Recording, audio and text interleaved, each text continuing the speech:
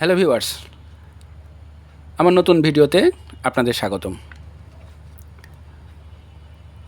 আপনাদের জানাবো আজকে বগুড়ার সেউজগাড়ি ইস্কন মন্দির কর্তৃক আয়োজিত রথযাত্রায় বিদ্যুৎপৃষ্ট হওয়ার পূর্বে কেমন ছিল সেই চিত্রটি, কেমন ছিল সেই আয়োজনটি জানতে হলে পুরো ভিডিওটি শেষ পর্যন্ত দেখতে থাকুন। সনাতন ধর্মাবলম্বীদের কাছে রথযাত্রা একটি বিশেষ উৎসব। তারা বিশ্বাস করে পৃথিবীকে দুটি গোলার্ধে বিভক্ত করা হয়েছে, একটি উত্তর গোলার্ধ এবং একটি দক্ষিণ গোলার্ধ।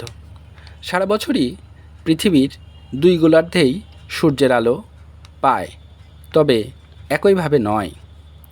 আষাঢ় মাসের শুক্লপক্ষের দ্বিতীয়া তিথিতে সূর্য উত্তর গোলার্ধে বেশি আলো দিতে শুরু করে, আর এই দিনটিতেই সনাতন ধর্মাবলম্বীরা রথযাত্রা উৎসব পালন করে থাকে। প্রতিবারের ন্যায় এবারও রথযাত্রা পালনের সমস্ত আয়োজন করা হয় বগুড়া সেউজগাড়ির ইস্কন মন্দিরে। আয়োজনের ভিতরে ছিল ধর্মগ্রন্থ পাঠ, যজ্ঞানুষ্ঠান, আলোচনা সভা ও শোভাযাত্রা। উদ্বোধনী অনুষ্ঠানে উপস্থিত ছিলেন জেলা প্রশাসক মহোদয়, পুলিশ সুপার মহোদয়, সংসদ সদস্য মহোদয় সহ আরও গণ্যমান্য ব্যক্তি। বগুড়া ছাড়াও দূর দূরান্ত থেকে আরও অনেক ভক্ত এবং পুণ্যার্থীরা এসেছিলেন। উদ্বোধনের কিছু পরেই এই আনন্দঘনময় শোভাযাত্রাটি বিষাদ চিত্রে পরিণত হয়। 11,000 কিলোভোল্ট বিদ্যুৎ সরবরাহ লাইনের সাথে রথের চূড়াটি সংস্পর্শে আসে। মুহূর্তের মধ্যেই রথটি বিদ্যুতায়িত হয়ে পড়ে এবং সঞ্চালন লাইন ছিঁড়ে যায়।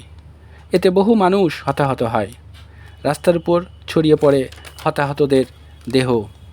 সে এক বীভৎস চিত্র, যা দেখে বিশ্বাস করা যায় না। চারদিকে কান্নার রোল পড়ে যায়। হতাহতদের যত দ্রুত সম্ভব হাসপাতালে নেওয়া হয়, কাউকে মেডিকেলে, কাউকে সরকারি হাসপাতালে, আবার কাউকে ক্লিনিকে নেওয়া হয়। আহতদের মধ্যে অনেকেরই শরীরের বিভিন্ন অংশ পুড়ে গিয়েছে। হতাহতদের পরিবারকে প্রশাসনের পক্ষ থেকে সাহায্য করার অঙ্গীকার করা হয়েছে। যারা মৃত্যুবরণ করেছেন তাদের আত্মার শান্তি কামনা করি। যারা আহত হয়েছেন তাদের দ্রুত সুস্থতা কামনা করি। ভিডিওটি কেমন লাগলো কমেন্ট করে অবশ্যই জানাবেন। বগুড়ার বিভিন্ন বিষয় আপনাদের সামনে তুলে ধরব। আপনাদের মতামত অবশ্যই আমাদেরকে জানাবেন। ভিডিওটি শেয়ার করবেন, চ্যানেলটি সাবস্ক্রাইব করবেন এবং বেল বাটনে চাপ দেবেন যেন সহজেই এবং দ্রুত আপনাদের কাছে ভিডিওগুলো পৌঁছে যায়। এরকম ঘটনা কারোরই কাম্য নয়। ভিডিওটি দেখার জন্য সবাইকে ধন্যবাদ।